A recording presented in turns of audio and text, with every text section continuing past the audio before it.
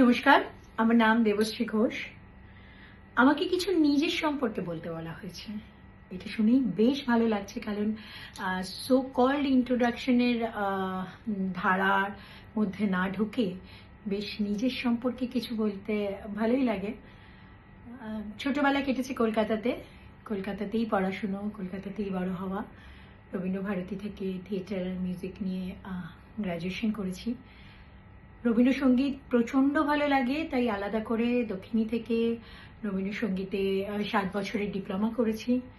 ছোটবেলা থেকেই ইচ্ছে ছিল যে আমি অভিনেত্রী হব। বাবা মা যদিও চাইতেন যে সিঙ্গার হব, কিন্তু গানের পাশাপাশি আমার মন পড়ে থাকতো থিয়েটারে।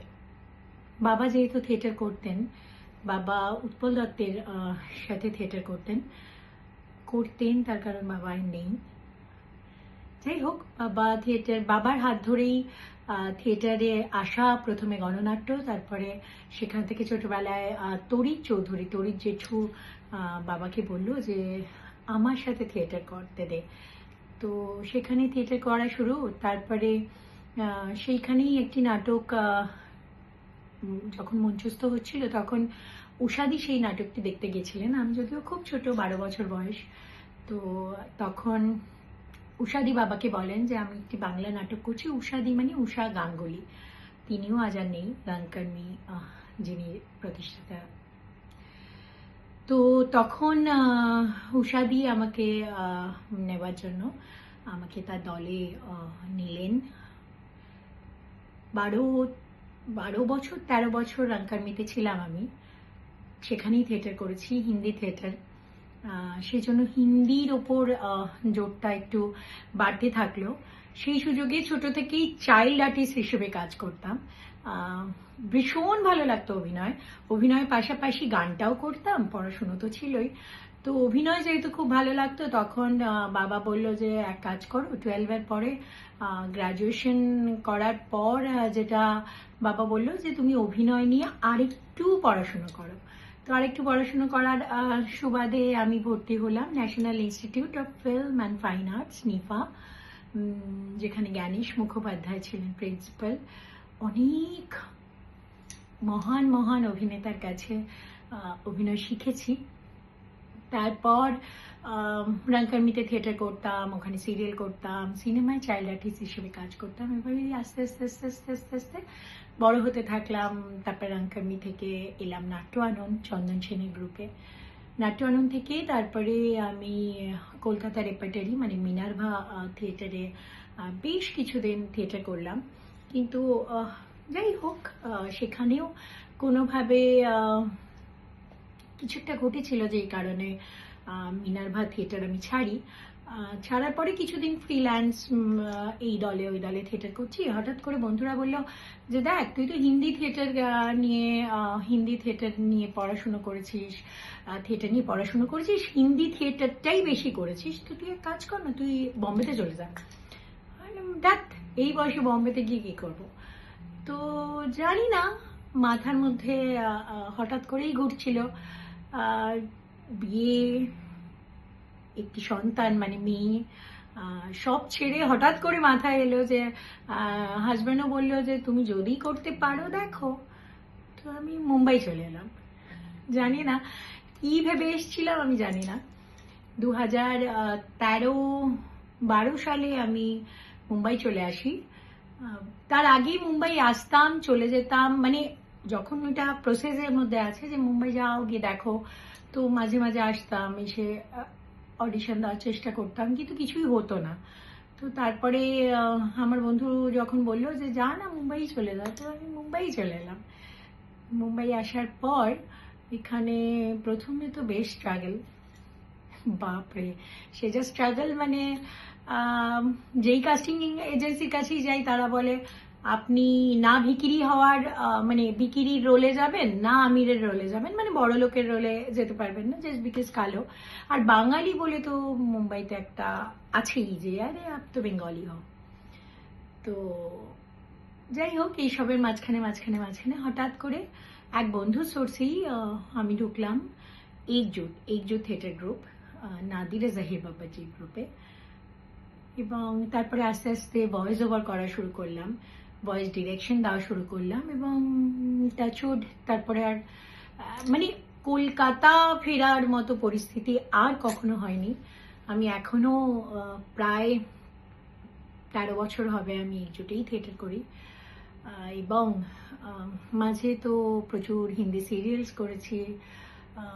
তার মধ্যে যেগুলো বলার মতন কাজ সেটা হচ্ছে আমি জিতে ইশক সুবহান আল্লাহ বলে একটি সিরিয়াল হতো, তাতে প্রায় 1.5 বছর মতো কাজ করেছি। তারপরে মেরে সাই বলে একটি সিরিয়াল হতো সনির জন্য, সেটাতেও আমি অনেক বছর কাজ করেছি। প্রথম প্রথম এসে যেটা হয় যে সাবধান ইন্ডিয়া, ক্রাইম পেট্রোল এগুলো তো করেইছি। তারপরে হঠাৎ করে সুযোগ হয় আমার ওয়েব সিরিজ করার। তো তখন আমি ওয়েব সিরিজে অভিনয় করার সুযোগ পাই। ফার্স্ট ওয়েব সিরিজ আমি করেছিলাম ফ্ল্যাশ বলে একটি ওয়েব সিরিজ করেছিলাম আমি ইরজ নামের জন্য, যেটা এখন হটস্টারেই দেখায়। সেখানে ফ্ল্যাশ বলে একটি ওয়েব সিরিজ করলাম। তারপরে বালাজির জন্য আমি দেব ডিডি সিজন 2 বলে একটি ওয়েব সিরিজ করলাম, সেখানেও বেশ সুন্দর একটা চরিত্রে অভিনয় করলাম। মাঝে বেশ দুটো, একটা হিন্দি সিনেমা এবং একটা পপুলার হিন্দি ওয়েব সিরিজে আমি কাজ করেছিলাম, কিন্তু দুর্ভাগ্যবশত আমার রোল সেখানে কেটে দিয়েছিলেন ওনারা। যাই হোক, নেভার মাইন্ড।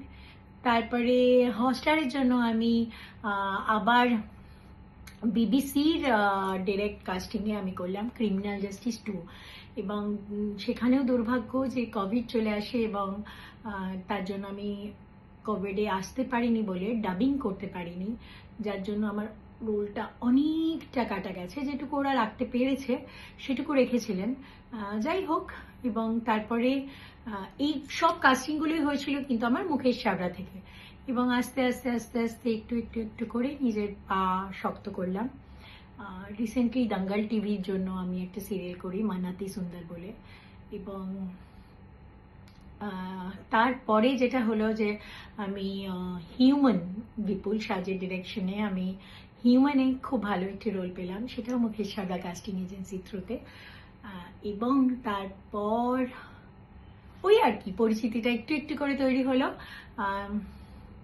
তার মাঝখানে যেটা বললাম যে আমি ভয়েস ওভার তো করছিলামই, আমি বেশ কিছু ভালো ভালো প্রজেক্টে, যার মধ্যে অনেক নাম আছে, প্রচুর প্রচুর প্রচুর নাম আছে, এরকম অনেক ভালো ভালো বম্বের cinema, Hindi to Bangla, south to Bengali, south to Hindi, এরকম অনেক প্রজেক্টে গলা যেমন দিয়েছি তেমনি ডিরেকশনও দিয়েছি।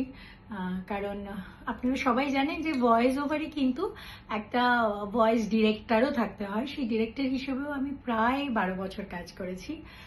এবং মুম্বাইতে আসার পর বেশ কিছু বছর বাদে আমি মুম্বাইতে একটি স্কুল, বেটি ইন্টারন্যাশনাল স্কুলে স্পিচ অ্যান্ড ড্রামাও পড়িয়েছি। অনেক কিছুই করেছি মুম্বাই আসার পর। রিসেন্টলি আমি আমার মুম্বাইতে এত বছরের স্ট্রাগলিংয়ে বলতে পারেন, এত বছরের প্রচেষ্টায় এই প্রথম আমি একটি হিন্দি সিনেমায় চান্স পেয়েছি, ভগবানের আশীর্বাদ এবং মা বাবার আশীর্বাদে। নাসিরুদ্দিন শাহের সাথে অভিনয় করার সুযোগ এসেছে। খুব তাড়াতাড়ি রিলিজ করবে সিনেমাটি, ইমতাজ আলীজির সিনেমা, ওনার ডিরেকশনে নাসিরুদ্দিন শাহের সাথে। নাম আমি বলছি না, তার কারণ খুব তাড়াতাড়ি রিলিজ করবে, আপনারা দেখতে পাবেন তখন। বাস এটুকুই। গান করি শখে শুধু নয়, গান ভালো লাগে, এবং একটা সময় মনে হয়েছিল যে গানই তো করব, কারণ বাবা মা তো গানটাই চাইতো যে আমি গানই করি, তো গানটা ভালো লাগে, গান করি এখনো রবীন্দ্রসঙ্গীত। এবং তার সাথে সাথে আমি নাটক লিখি নিজে, নাটক ডিরেকশন দিতে ভালো লাগে, নাটক করতে, দেখতে, বই পড়তে ভালো লাগে। বাস এইটুকুই হবি আমার। ঘুরতে ভীষণ ভালোবাসি, পরিবারের সাথে, বন্ধু বান্ধবের সাথে সময় কাটাতে ভালোবাসি, এটুকুই আমার ব্যাপারে। জানি না কাজ হবে কিনা, কিন্তু নিজের সম্পর্কে বলতে পেরে বেশ ভালো লাগছে। আর ব্যাস এটুকুই, আশীর্বাদ করবেন যেন এরকম করেই ধীরে ধীরে ধীরে ধীরে ধীরে ধীরে একদিন এতটাই পরিচিত মুখ হতে পারি যাতে আমাকে অ্যাটলিস্ট ইন্ট্রোডাকশন আর দিতে না হয়, এমনিতেই আমার জন্য কোনো কাস্টিং এজেন্সি ফোন করে বলে যে ম্যাম একটা রোল আছে, সেটা কি আপনি করবেন। থ্যাংক ইউ সো মাচ, খুব ভালো লাগলো, সত্যি খুব ভালো লাগলো নিজের সম্পর্কে বলে। দেখা হবে, ভালো থাকবে।